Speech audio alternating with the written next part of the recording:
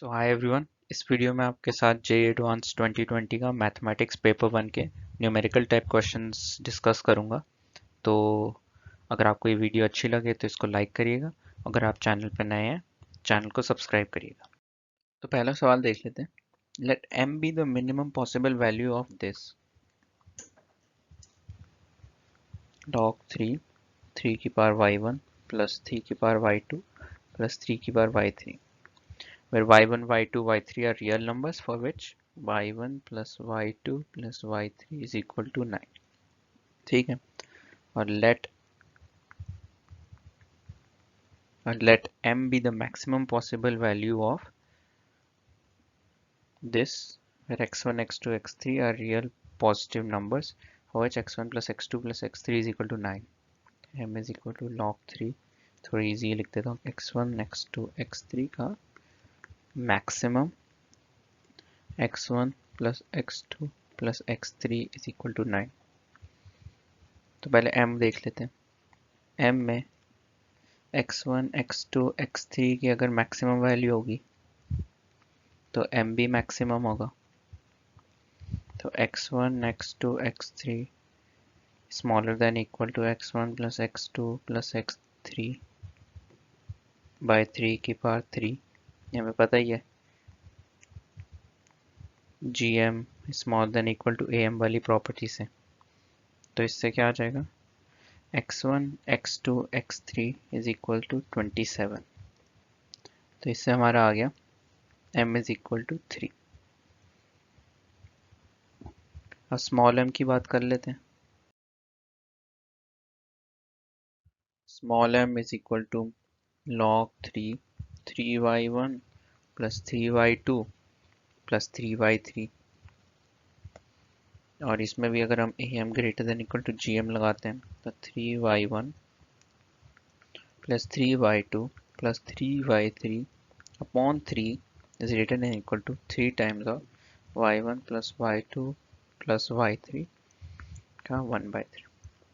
तो 3y1 plus 3y2 plus 3y3 is greater than equal to 3 into 3 की power 9/3 3 की power 4। इसका क्या मतलब हुआ m इज इक्वल टू 4 और कैपिटल M हमारा आ गया था 3।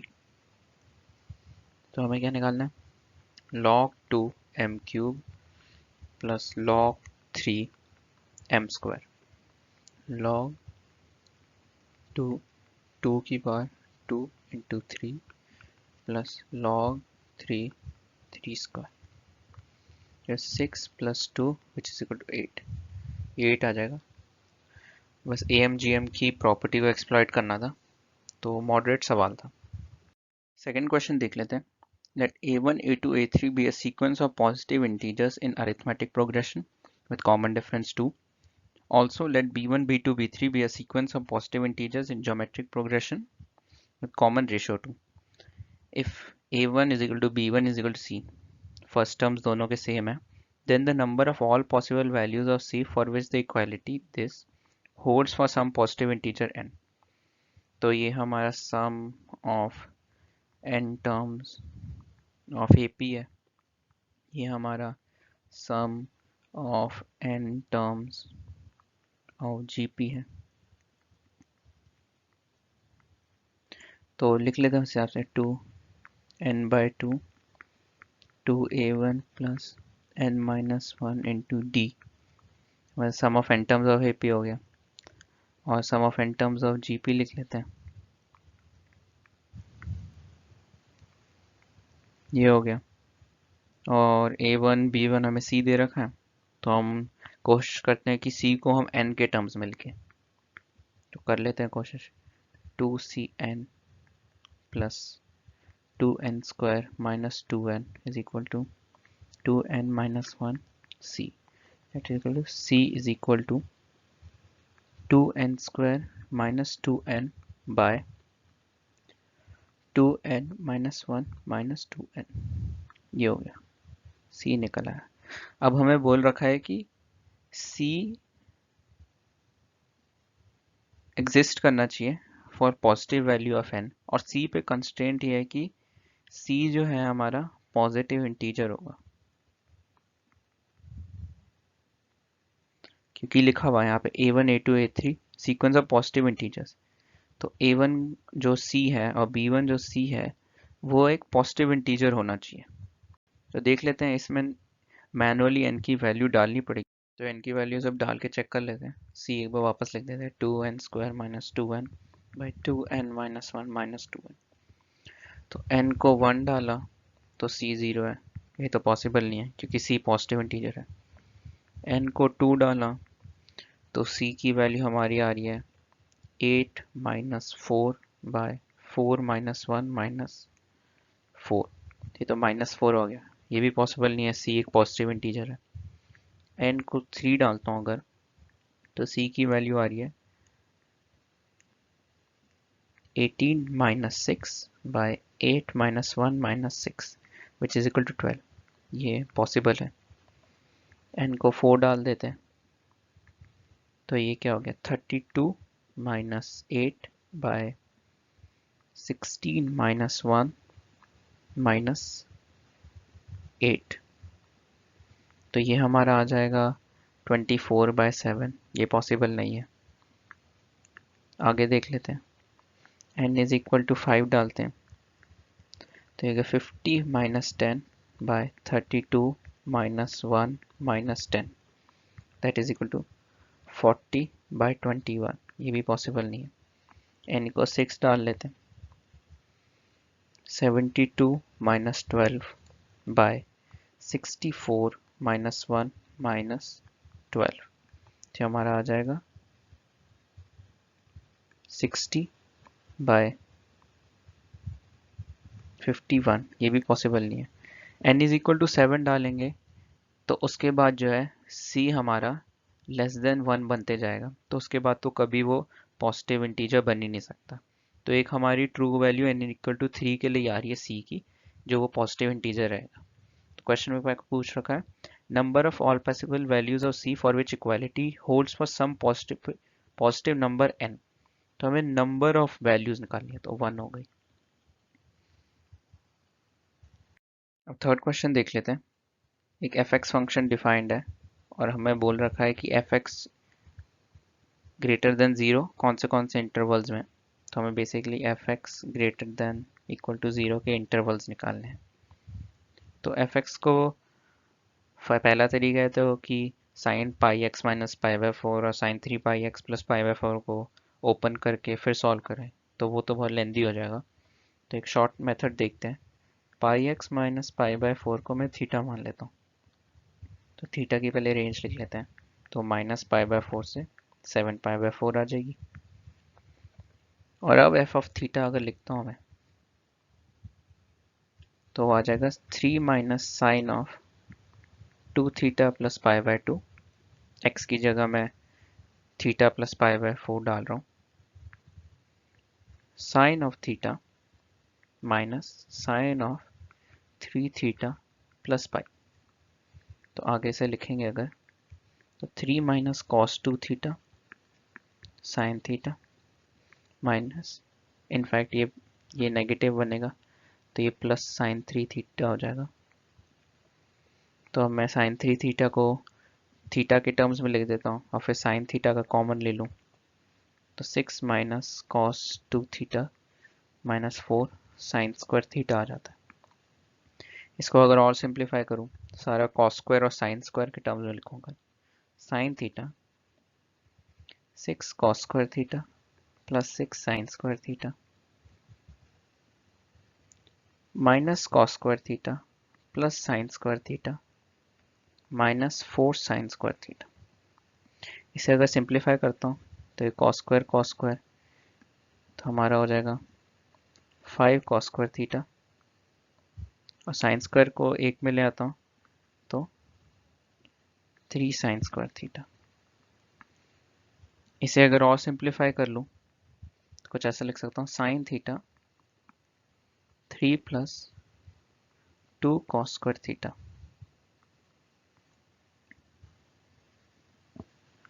अब हमारे पास फंक्शन बन गया है sine theta 3 plus 2 cos square theta, और इसको मैं ऐसे भी लिख सकता हूँ, sine theta 4 plus cos 2 theta, क्योंकि हमें पता है 2 cos square theta minus 1 equal to cos 2 theta होता है। तो इसमें बेसिकली अब यही बच गया कि ये तो पॉजिटिव ही है हमेशा, तो यही वेरी कर रहा है पॉजिटिव है ये या नेगेटिव है।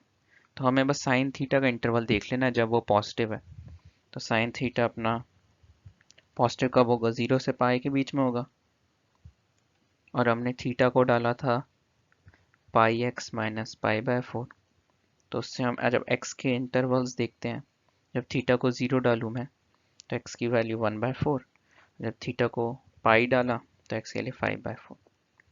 तो अल्फा हमारा 1/4 आ जाता है और बीटा हमारा 5/4 आ जाता है। तो हमने बीटा माइनस अल्फा पूछा था, वो बता दिया 5 minus 1/4 which is equal to 1। तो इसका आंसर हमारा 1 हो जाएगा। मॉडरेट लेवल का सवाल है, थोड़ी मैनिपुलेशन करनी है क्वेश्चन में।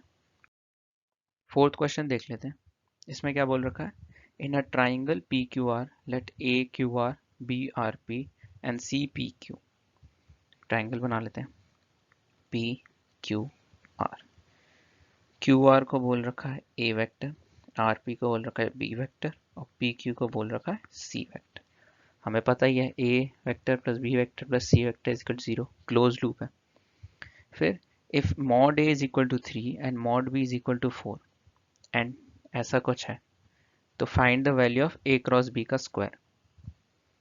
तो देख लेते हैं इसको, अगर थोड़ा सिंप्लीफाई करके लिखें, सी की जगह हम minus of A plus B डाल दें अगर, तो कुछ ऐसा बन जाता है, A vector dotted with minus A vector minus 2b vector upon C vector, C की जगह डालते हैं अगर minus A vector plus B vector dotted with A vector minus B vector is equal to, modulus की value तो हमें पता ही है, तो 3/7। माइनस से माइनस ऊपर कटा तो हमारा आ गया mod a square plus 2a vector dot b vector upon mod a square minus mod b square equal to 3/7। तो अगर हम वैल्यूज डाल देते हैं तो हमारा आता है 9 plus 2a dot b upon 9 minus 16 is equal to 3/7। तो ये -7 हो गया, यहाँ -1। अगर यहाँ से अगर मैं आगे लिखूँ 2a dot B is equal to -12, a dot B is equal to -6।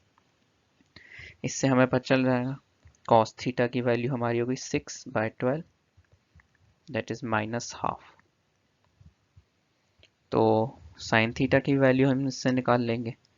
Sine theta की क्या वैल्यू है, √3/2। अब हमें a cross B whole square का मॉड्यूलस पूछ रखा है, तो a cross B whole square का modulus is equal to 4 × 3 sine theta इसका होल स्क्वायर। तो a क्रॉस बी मॉड्यूलस का होल स्क्वायर क्या आ जाएगा हमारा 144 × 3/4। 4 से अगर इसे डिवाइड करेंगे 3 से 12, 6 से 24, तो ये हमारा आ जाएगा 108। तो हमारा आंसर भी हो जाएगा 108। इजी क्वेश्चन था एडवांस लेवल में देखे तो। नेक्स्ट क्वेश्चन देख लेते हैं। For a polynomial gx with real coefficients mg, denote the number of distinct real roots of gx. Suppose S is a set of polynomials with real coefficient defined by this. एक polynomial दे रखा है। For a polynomial f, let f dash and f double dash denote first and second derivatives respectively. ठीक है भाई, मान लिया। Then the minimum possible value of mf dash plus mf double dash. तो basically क्या पूछ रखा है, minimum sum of roots of f dash x and f double dash x. तो देख लेते हैं। f of x हमें दे रखा है x² - 1 होल स्क्वायर a0 प्लस a1x plus a2x² plus a3x³ हमें पता है f of 1 is equal to f of -1 is equal to 0। तो by Rolle's theorem f dash alpha is equal to 0 for some alpha belong to -1, 1। Rolle's theorem है ये। और इसके बाद हमें ये भी पता है f dash of 1 is equal to f dash of -1 is equal to f dash of alpha is equal to 0। तो which implies f double dash of beta is equal to 0 for some beta belong to -1 से alpha beta 1 और एक और होगा beta 2 alpha से 1। ये भी Rolle's theorem निकाल दिया।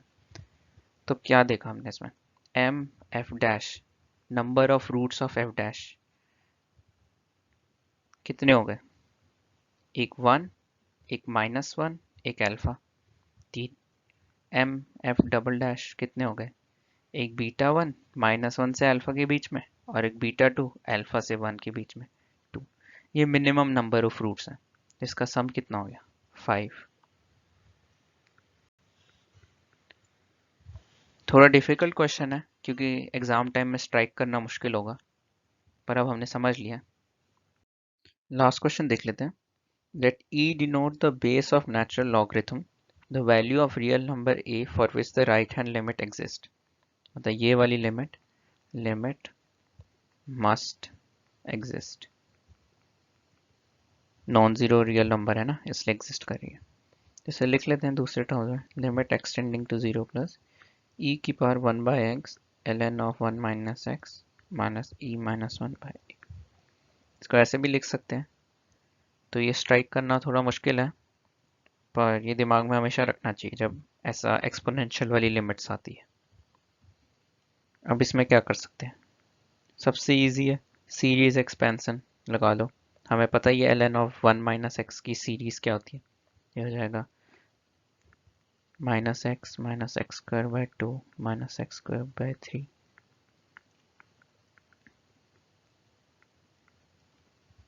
आगे देख लेते हैं, limit x tend to 0 plus e की power -1 minus x by 2 minus x square by 3 minus e की पावर -1 बाय एक्स से। तो जब x इज इक्वल टू 0 डालूंगा तो टेंडिंग टू 0 की पावर टेंडिंग टू 0 होना चाहिए अगर लिमिट एग्जिस्ट कर रही है। तो इससे हमें पता चल गया a should not be equal to 0। तो tending to 0 to tending to 0 है तो LH लगा लेता हूँ, LH rule, L Hospital rule. तो क्या होगा -1 by 2 e -1 by 2 minus 2x by 3 dot dot dot dot by ax a minus 1। अब जो है ऊपर वाला टर्म तो रियल है, ये टर्म तो रियल है, तो नीचे भी रियल होना चाहिए। अगर नीचे जो है 0 हो गया तो इन्फिनिटी हो जाएगी, तो लिमिट तो एग्जिस्ट ही नहीं करेगी। तो नीचे वाला टर्म रियल करने के लिए एक्स ए माइनस 1 जो है 1 होना चाहिए, तो उससे a इज इक्वल टू 1 आ गया। और ये जो हमारी लिमिट निकली ये निकली माइनस e माइनस 1 बाय 2 है। तो क्या पूछ रखा है इसने, the value of real number a for which the right hand limit is equal to non zero real number. तो a की वैल्यू पूछिए तो 1 है। सो थैंक यू एवरीवन ये वीडियो देखने के लिए। अगर आपको वीडियो अच्छी लगी हो तो इस वीडियो को प्लीज़ लाइक करें और चैनल को सब्सक्राइब करें कि आप ऐसी वीडियोस और आप देख पाएँ, मिस ना हो आपकी कोई वीडियो। और आप कमेंट सेक्शन में मुझे बता दें कि आपको कौन से और PYQs चाहिए, तो मैं उस हिसाब से अपनी वीडियोस बना सकता हूँ। सो थैंक यू गाइस।